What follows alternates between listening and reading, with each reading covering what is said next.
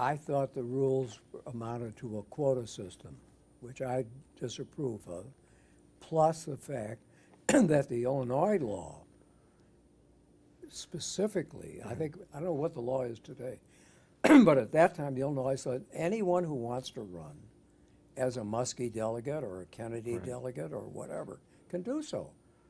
And that's totally inconsistent. If 7 women got elected,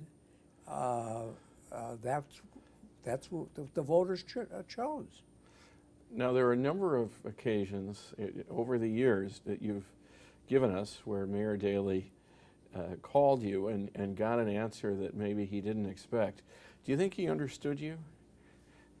I think he understood me, but I think he didn't believe it was as serious as I believed. Right. I think he thought the problem would go away. I also think he had a lot of people around him who probably gave him contrary advice. Right. I was never, even though we were friends, I was never that close to him where I think he would have given my judgment more credence. Why don't we, as long as the subject of race and ethnicity has come up, focusing on Chicago, during this period, how did the role of race and ethnicity play out in Chicago politics? Well, I remember the first time I was a delegate was in '64. I had been involved with Stevenson at the conventions of 52, 56, and 60, but I was not a member of the delegation. But I remember going to the '64 convention, which was in Atlantic City, and sitting in the delegates meeting. And it was run like a stockholders meeting, very organized. And in terms of the race issue, there would be blacks, there would be whites, there would be women, there would be men, all having a role, and it was everything was unanimous. There was never an argument of any kind. That was the way politics was run at that time. If you remember, the other night at the Chicago History Museum dinner, when the judge, first African-American judge, George Layton, spoke, he was asked, or he spoke, why did you move to Chicago? And he said, I didn't know one person in Chicago, but I knew they had a black congressman. So I moved to Chicago because they had a black congressman. And so Mayor Daley, who's regarded today as being anti-black, at least that was George Layton thought, Chicago was the only place that had a black congressman. So you got to look at the period and the times. Right. What about clout? What was the role of clout, or how would you define it, and what was its role during that period? I think clout means that some people had more influence and could get things done than others. I think that's what clout. And I think that was true. I think that if you were an insider, a friend of an alderman, a big donor, I think there were periods, certainly, in politics where some people did have clout. I think that's less true today than it was, but I think it certainly was true. Matters of zoning and matters of inspections, that sort of thing. What about the Shackman decrees? I think they've been good and bad, as far as I can tell. I think that they're a mixed blessing. I understand the purpose was to take politics out of hiring, but at the same time, I think if you are elected, you should have some discretion in the people you hire, and so I think I can see both the good and the bad of it. How do you think the Daley family, now talking about not only the late Mayor Daley, but his sons, how have they been able to hold on to power for so long? several reasons. First, I think the public knows that the Daleys love this city. Mm-hmm. They start with that, and that they care deeply about this city. I think second, they're perceived as being basically honest, and compared to some of the governors we've had who've ended up in jail. And third, they're competent for the most part. They're not perfect, but I think the Daleys, father and son, have now more than 50 years of being mayor of Chicago, and I think most Chicagoans say we're glad we don't live in Detroit or Cleveland or Los Angeles, so they think the Daleys are a cut above most politicians. And the legacy of the late Mayor Daley's administration, what would you point to as his legacy? I think his legacy is the strong leadership, a great relationship with the business community while he was mayor, which led to a great resurgence of the parts of the city. I think the fact that we did have some terrible race problems, particularly when Martin Luther King was murdered and some others, but considering other cities, we've probably done as well or better than most on the race issues.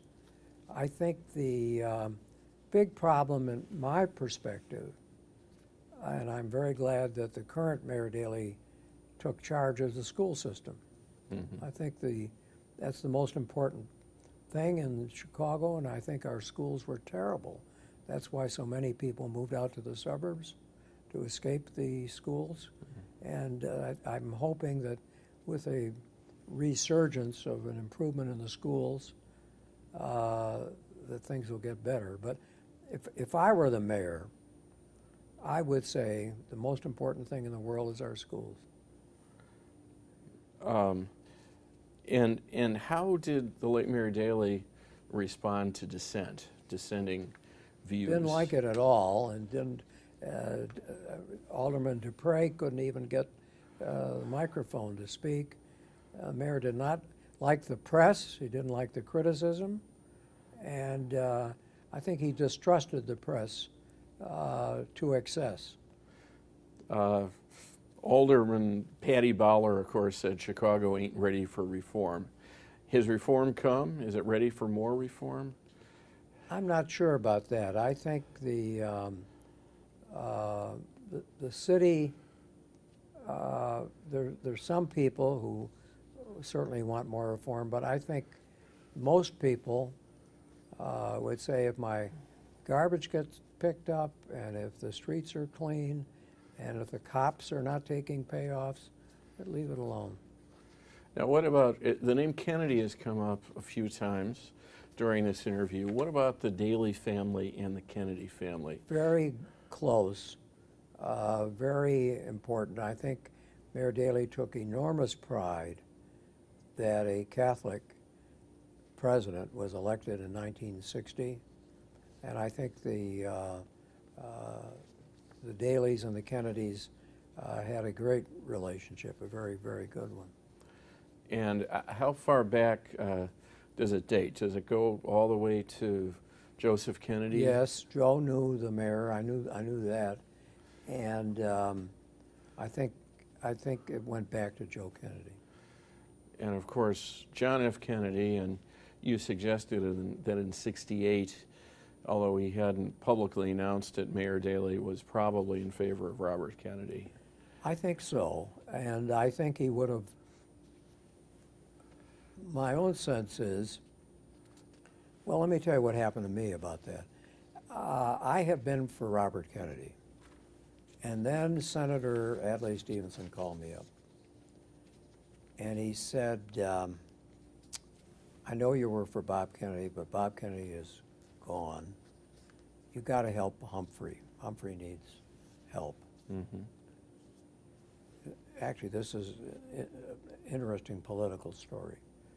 So my friend Angelo Giocaris, who's no longer living, and I organized a luncheon at the Blackstone Hotel a week before the Democratic Convention for Humphrey.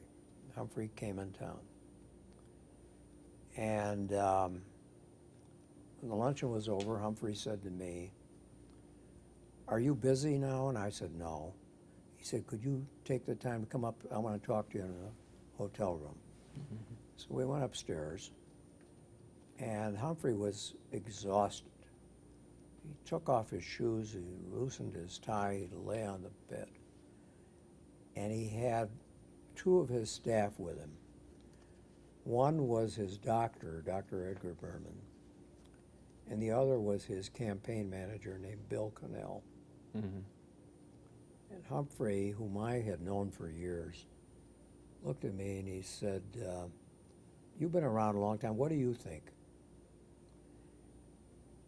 I called him Hubert at that time. I said, "Hubert," I said, "you know what a bar mitzvah is?" He says, "Do I know what a bar mitzvah is?" He said, "I've been to more bar mitzvahs than you have in your life." I said, "Next week is your bar mitzvah.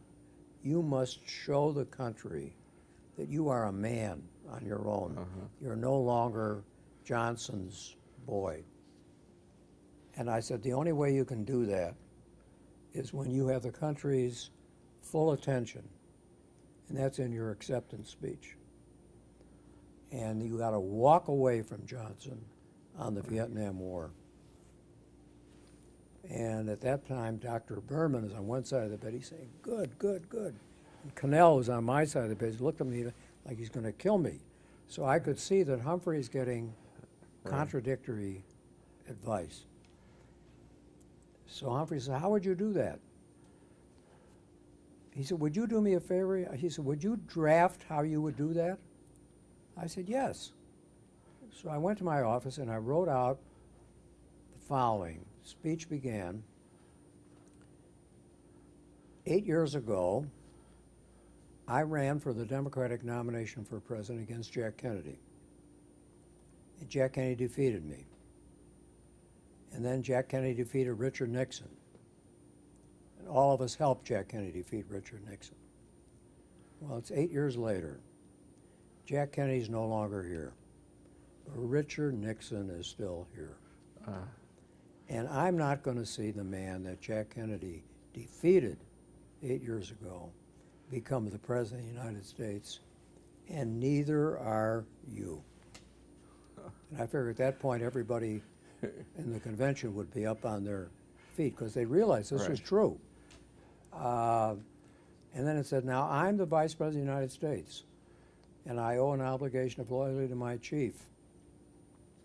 And I've honored it. 18 hours a day, 7 days a week, all the time I've been Vice President. But my situation changes as of this minute because I accept the Democratic nomination for president, which means I've got an obligation to tell you and the country what I would do if I were the president. So I'm going to tell you, and not walk away from Johnson on Vietnam." I still believe to this day, if he had done that, he would have been elected. Because the country didn't want Nixon, but they could not stand the Democrats at that point.